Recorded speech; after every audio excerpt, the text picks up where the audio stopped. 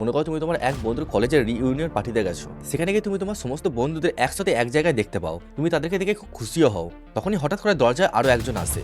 সবাই ভাবে এখন আবার কে এলো। সবাই দেখে তাদের এক পুরনো বন্ধু এসছে, যার সাথে তাদের 10 বছর ধরে কোনো রকম যোগাযোগ নেই, আর তার হাতে একটা সুটকেস রয়েছে। সবাই কৌতূহলের সাথে তাকে জিজ্ঞেস করে তোমার এই সুটকেসের মধ্যে কি রয়েছে। তখন সেই বন্ধুটা বলে চলো সবাই মিলে একটা গেম খেলি। ওই সুটকেসের মধ্যে এমন একটা অদ্ভুত মেশিন আছে যার সাহায্যে সবাই একে অপরের সাথে বডি সোয়াইপ করতে পারে।